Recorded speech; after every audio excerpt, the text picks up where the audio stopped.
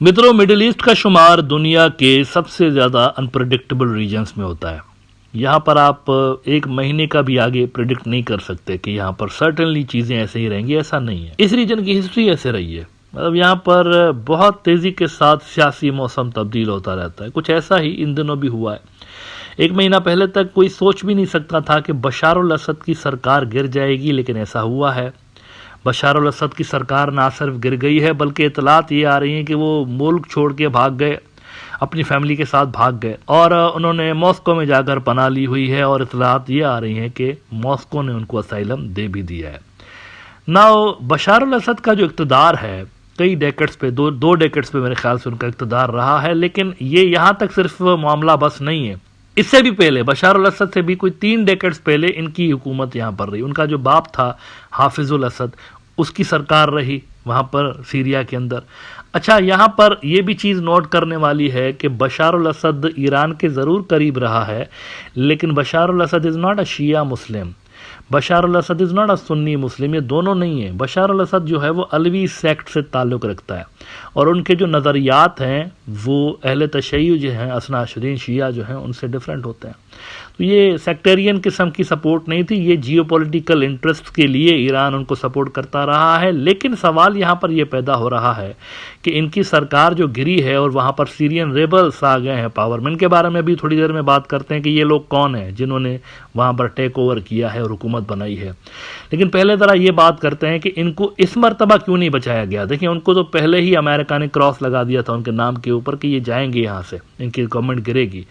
तो पहले बचाया इनको ईरानियों ने और रशियंस ने, इस मरतबा क्यों नहीं बचाया? तो इसका जवाब यह है कि बशार अल असद खुद गालिबन अंदरूनी तौर पर फैल हुआ है। अंदरूनी तौर पर उसकी जो मिलिट्री है, कहा जा रहा है कि उसके अंदर वही हुआ जो कि अशरफ गनी की मिलिट्री के साथ हुआ। वो भी कोई 3-4 लाख थे ना, लेकिन गिर गए, ढेर हो गए और तालिबान के सामने नहीं टिक पाए। हालांकि तालिबान नंबर्स में बहुत कम थे। यहाँ पर भी ऐसा ही हुआ है। 15-20 हज़ार के करीब बागियों की तादाद बताई जा रही है और कोई 3 लाख से ज़्यादा सीरियन आर्मी थी, लेकिन उन्होंने हथियार डाल दिए। कहा यह जा रहा है कि फौज के अंदर कुछ ऐसा हुआ है कि उन्होंने फिर लड़ने से इनकार किया हुआ है।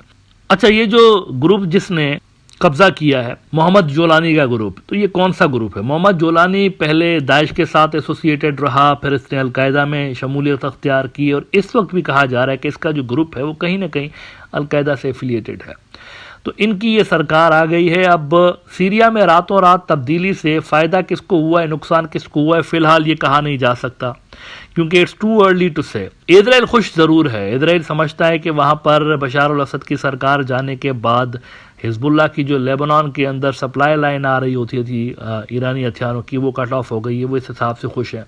और ये भी मीडिया में रिपोर्ट्स आ रही हैं कि उन्होंने कोई बफर जोन भी बना दिया है सीरियन कुछ टेरिटरी के ऊपर, अंदर आके कब्जा करके तो बफर जोन बना दिए अपने और इनके दरमियान, सीरिया के दरमियान एक बफर उन्होंने बनाया हुआ है। और साथ साथ इस तरह की भी रिपोर्ट्स मीडिया में छप रही हैं कि कुछ ग्रुप्स ऐसे हैं, ये जो नए ग्रुप जिसने टेक ओवर किया है, इसके अंदर कुछ ऐसे भी एलिमेंट्स हैं जिनको टर्की की भी सपोर्ट पास्ट में हासिल रही है। तो ये मुख्तलिफ किस्म की थ्योरीज गर्दिश कर रही हैं। लेकिन क्या यहाँ पर चीज़ें ख़त्म हो गई हैं, मामला कूल डाउन हो गया? The answer is no.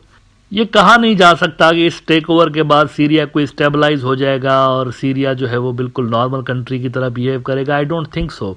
देखिए, नॉर्मल सी की तरफ सीरिया अभी रिटर्न हो रहा था। हमने देखा कि 12 साल के बाद सीरिया को दोबारा अरब लीग के अंदर डाला गया था। इसका मतलब है कि अरबों के यहाँ एक एक्सेप्टेंस दोबारा से मिलने लगी थी बशार अल असद को अरब वर्ल्ड के अंदर। उनको निकाल दिया गया था अरब लीग से सीरिया को।